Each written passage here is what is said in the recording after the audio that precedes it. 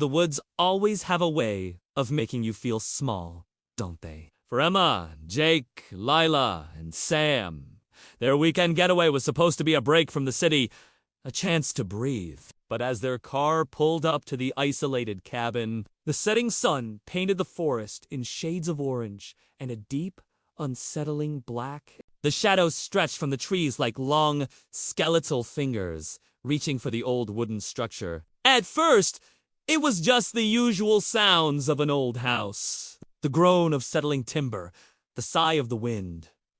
But then, the whispers started. Soft as a breeze, yet clear as day, they slipped through the cracks in the walls, calling each of them by name. When they'd call back, thinking it was a joke, the only answer was silence. The air grew heavy.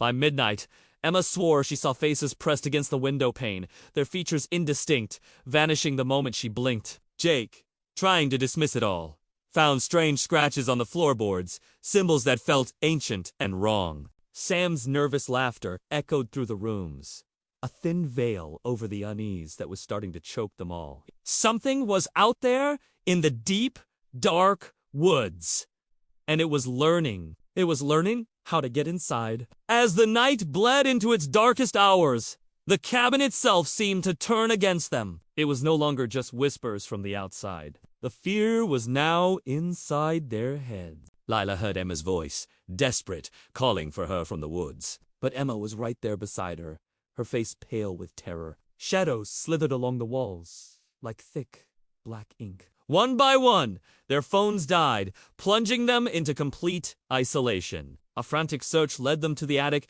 and to a dusty, leather-bound diary. Its pages, filled with a spidery scrawl, spoke of a previous visitor, of a watcher that fed on fear. A single line was underlined twice. It learns your fears, then becomes them. It never stops.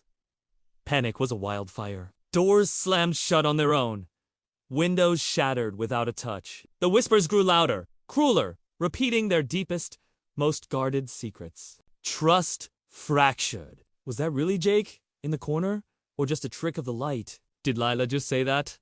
Or was it the house talking? Sam, convinced he could make a run for it, bolted out the door and vanished into the oppressive darkness. That's when they realized the horrifying truth. The cabin was alive. Corridors twisted and changed. Doorways led back to the rooms they'd just left. Every attempt to escape was just a game, a way for the cabin to pull them deeper into its heart. In a last, desperate search, Emma found it, a hidden trapdoor beneath a rug, leading down into a pitch-black cellar. The air was thick with the smell of decay and damp earth. Down there, among rotting belongings and ritualistic symbols painted on the stone, was Sam. He was barely conscious, muttering nonsense. Then, it emerged, a swirling mass of shadow that took the form of their greatest fears. Emma saw her parents, long gone, their eyes accusing.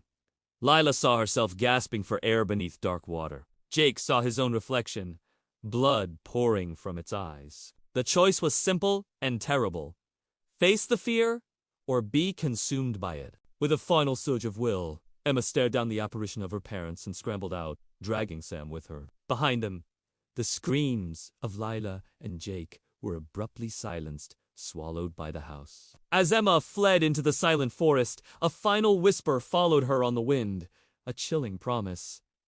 The cabin waits, it's always watching, and it's always hungry. Thanks for watching, and if you enjoy a good scare, don't forget to like and subscribe for more.